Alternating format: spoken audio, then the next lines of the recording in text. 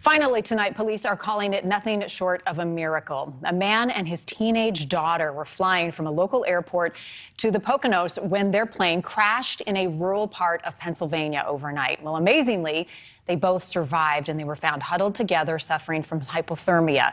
That is not all. Police may never have located the pair if it weren't for an iPad that they had on board. And I'm joined now by Sergeant John Richards and Public Information Officer for the State Police, Deanna Pacansky, who responded to the scene this morning. Thank you both for joining us. You have said, Sergeant Richards, in 28 years with the State Police, that this is the first time you've gone to a plane crash and found people alive. Describe what you saw when you walked up on that scene.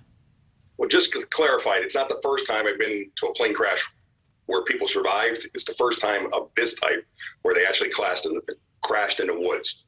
The scene was a heavily wooded area. It was densely thick with brush.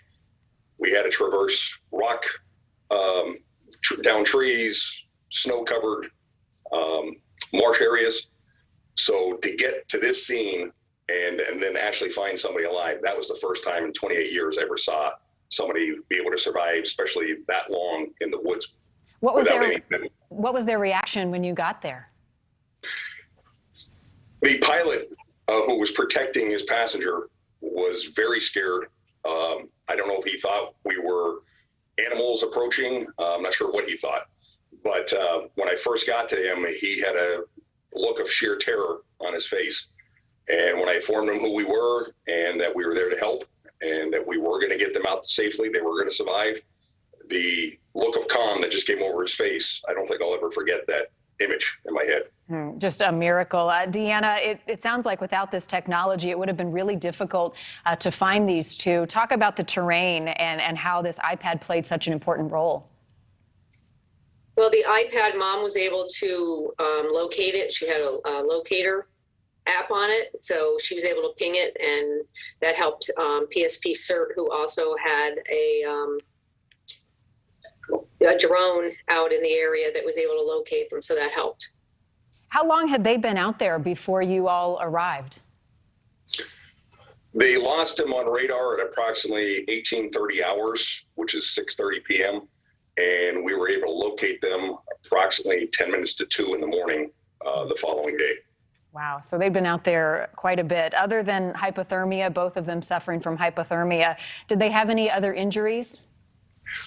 They do. Unfortunately, we've been involved in the investigation part of it, and we're assisting the NTSB.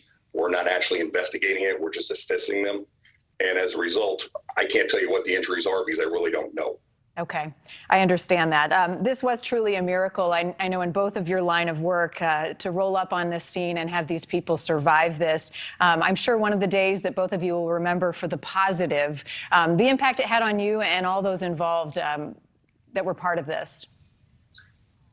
I can honestly say, I think, while we didn't admit it, I think almost every rescuer that was out there was planning this to be more of a recovery than a rescue.